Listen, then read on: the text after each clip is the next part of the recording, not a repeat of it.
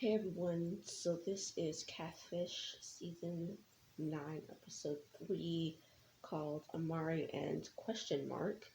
Um, Imari is 22, a singer-songwriter from um, Ohio, and about 3 months prior to this, she reached out to another artist who she looks up to. Um, they were like, this person's cool, so why not, talk with her and stuff like that. So she sent, and then eventually this artist, asked her for, music of hers, and they suggested that they go down to a recording studio in Atlanta to record stuff with her.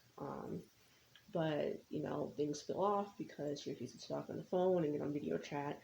Um, And apparently, this person's been on the show before, as having catfished people before.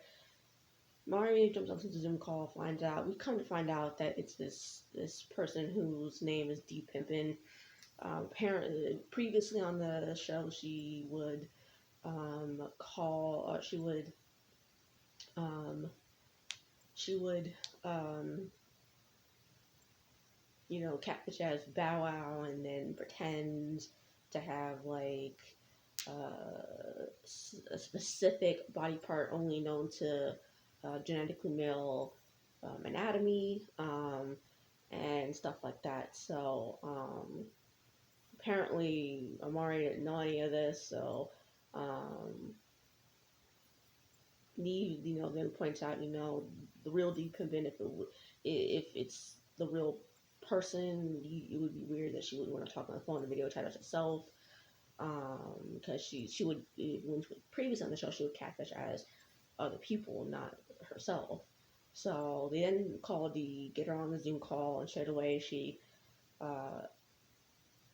accepts going onto the Zoom call, which is weird because if it was, um, someone else pretending to be her, they wouldn't get on. So they tell her what's going on, and she says that she has had people trying to extort money from her since this page has been made. For example, like her previous manager Tony told her about the people running the page wanting to extort money. So they hypothesized that he could be the one behind it, or simply using whoever was running the page actually could take the money they were asking for himself.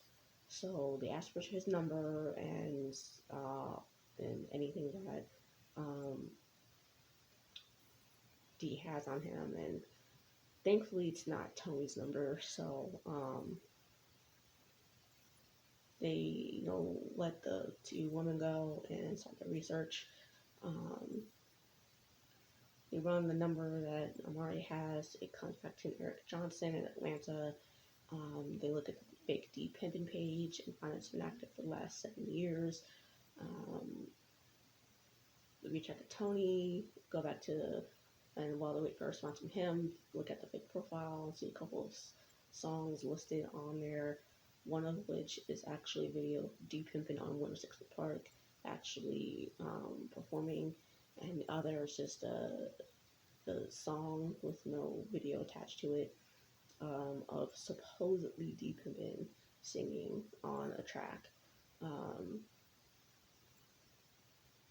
Tony then calls, explains that someone hacked her booking email, so that when he got in touch with that person, said that person was like, want the access to the email again, you're gonna have to give money.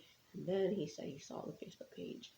They get off the call, get Marnie and Dio back on the Zoom call, and tell them everything that they found. They then call the number from Neve's phone, so that the person who is on the end doesn't recognize the number. They answer. It sounds like a woman's voice. He explains he's for Catfish, and the woman instantly ends the call. He takes a photo of him and everyone on the Zoom call, sends both it and a text the number, and then wait until they get back with Neve. Next day, Neve has a text message from the fake number, wondering if D is mad. They send a text message back to just, come on, explain yourself. Person texts back saying, fine, I'll get on the Zoom call. Come to find out, it's this Keezy guy who was on the track that was supposedly of D on that D was on, and he disguised his voice to make it sound like it was D when it really wasn't. Um, he says when D finished her previous Catfish episode, he made a page when he saw that she hadn't made one, and then he started doing gigs, proclaiming that D was on the list to perform, and when they would get there, they would claim she was sick once they were there, and yada yada yada. So I'm just like, I really could not be bothered with this freaking episode with this uh, Johnny Bravo looking ass dude, because I'm like, look, really? I mean, at least he said that he was doing this shit for fucking clout. At least he admitted to that. But I really could not be damn bothered. Like, I really couldn't bother. I'm just like, I don't care. And this is just, yeah, no, I don't care.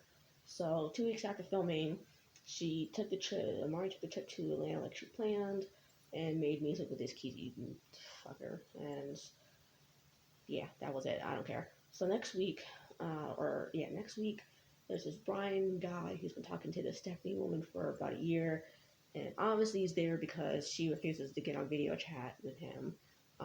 It sounds like they get in touch with her, and she's a woman, so she has no problem, um, talking on the phone, but she refuses. It seems like she refuses to video chat. I really don't get much of anything outside of that, so who knows what else is going on. These episodes really aren't it. I could care less. Hopefully next week will be better, but yeah, no, this shit ain't it. So bye.